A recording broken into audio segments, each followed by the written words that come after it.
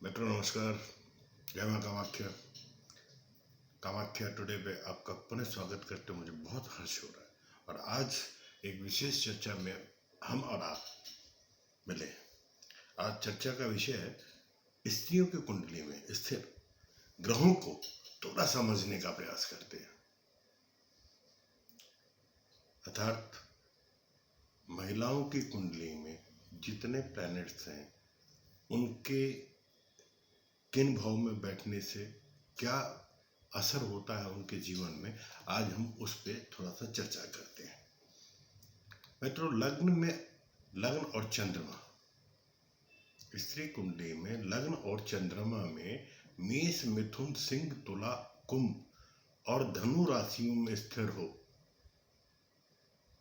मैं दोबारा कहता हूं कि लग्न और चंद्रमा, पहले लग्न में चंद्रमा मेष में हो, मिथुन में हो, सिंह में हो, तुला में हो, धनु में हो, कुंभ राशियों में स्थिर हो, तो स्त्री में पुरुष के गुण जैसे वरिष्ठ देह, मूंछों की एक हल्की लाइन, थोड़ा सा कठोरता, आवाज में थोड़ा भारीपन प्राय देखे गए हैं, ऐसा स्वभाव।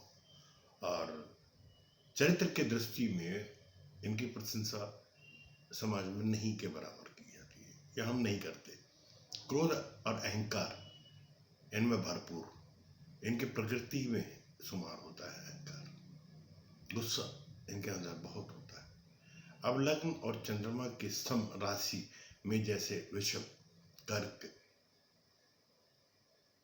वृश्चिक, मकर, मीन में हो तो उन स्त्रियों में स्त्रोजित गुण पर्याप्त मात्रा में होते हैं।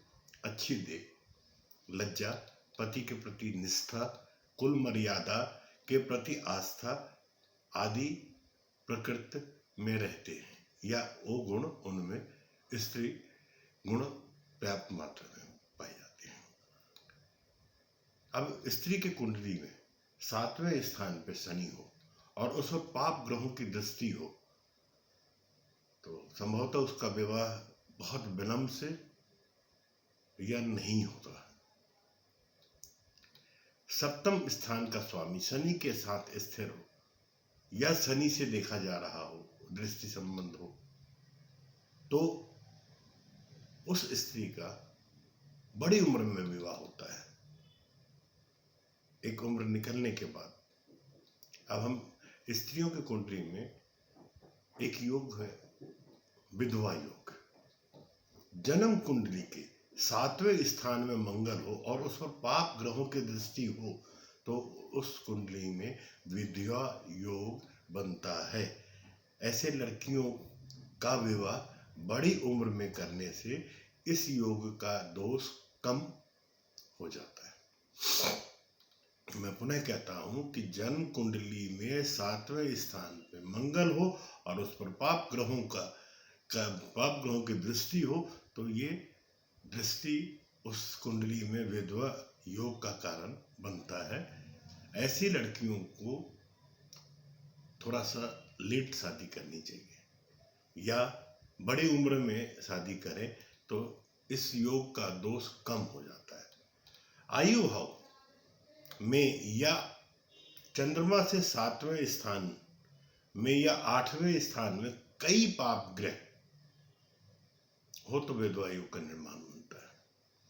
3, 8 या 12 स्थान में मेष या वृश्चिक राशि हो और उसमें पाप ग्रह के साथ में राहु हो तो भी विधवा योग का निर्माण नियमित होता है। लग्न और 7वें स्थान में पाप ग्रह हो तो विधवा योग बनता है। 7वें से चंद्रमा के 7वें, 8वें और 12वें स्थान में शनि मंगल हो और उन पर भी पाप ग्रहों की दृष्टि हो तो भी विधवा योग बनता है। क्षीण या नीच का चंद्र 6, 8 स्थान में हो तो भी विधवा योग का निर्माण होता है। 6ठे और 8वें स्थान का स्वामी एक दूसरे के स्थान में हो और उन पर पाप ग्रहों की दृष्टि हो तो भी विधवा योग का निर्माण होता है। सप्तम का स्वामी अष्टम में और अष्टम का स्वामी सप्तम में हो और इनमें से किसी को पाप ग्रहों की दृष्टि हो तो भी विधवा योग बनता है। मित्रों, अब हम स्त्री की कुंडली में ये जानने का प्रयास करते हैं कि तलाक के कौन से कारण बनते हैं। तलाक योग का निर्माण ज्योतिषीय किन कारणों से बनता है? सूर्य का 7वें स्थान पर होना स्त्री की कुंडली में तलाक की संभावनाएं बनाता है। 7वें स्थान पर निर्बल ग्रहों के होने पर और उन पर शुभ ग्रहों के होने से एक पति स्वर तलाक देने में और दूसरे विवाह के योग भी निमित्त करता है। दोबारा कहता हूँ साहब, 7वें स्थान में निर्बल ग्रहों के होने से, कमजोर ग्रहों, और उस पर शुभ ग्रहों की दृष्टि भी पड़ रही है तो एक से तलाक और दूसरे से विवाह की योग भी, या ये कहे कि बहुविवाह की योग बनते हैं। 7वें स्थान में शुभ और पाप ग्रह दोनों के होने से पुनः विवाह के योग बनते हैं। अब हम देखें कि पति से संबंधित क्या योग है। अगर लग्न में मेष, कर्क, तुला, मकर राशि हो तो पति उसका परदेश में रहने वाला होगा या घूमने फिरने वाला होगा, देश विदेश की यात्राओं में रहने वाला होगा। 7वें स्थान पे अगर बुध और शनि स्थित हो तो पुरुष, उसका पति पौरुषहीन होगा। 7वां स्थान खाली हो और उस पर किसी ग्रह की दृष्टि ना पड़ती हो, किसी भी ग्रह की दृष्टि ना पड़ती हो, 7वां स्थान स्त्री की कुंडली का खाली हो तो उसका पति नीच प्रवृत्ति का होगा। अब हम देखें कि उनकी कुंडली में सुख योग कैसे बनता है। बुध और शुक्र लग्न में हो तो स्त्री कमनीय देह वाली, कला युक्त, बुद्धिमान और पति प्रिय होगी।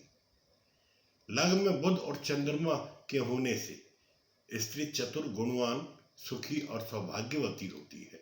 लग्न में चंद्रमा और शुक्र के होने से रूपवती, सुखी, परंतु ईर्ष्यालु भी होती है, ईर्ष्या करने वाली।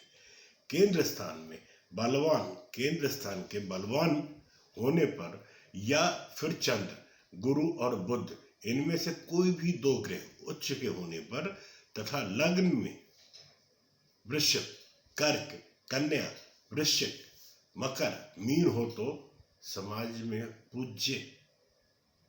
पूजनीय स्त्री होती है, समाज के द्वारा पूजी जाती है। 7वें स्थान में शुभ ग्रह के होने से गुणवती, पति का स्नेह प्राप्त करने वाली और सौभाग्यशाली स्त्री होती है। अब हम देखें कि ये बांझपना या बध्यापन के क्या योग होते हैं। सूर्य और शनि के 8वें स्थान होने पर, सूर्य और शनि के 8वें स्थान होने पर बाध्या होती है।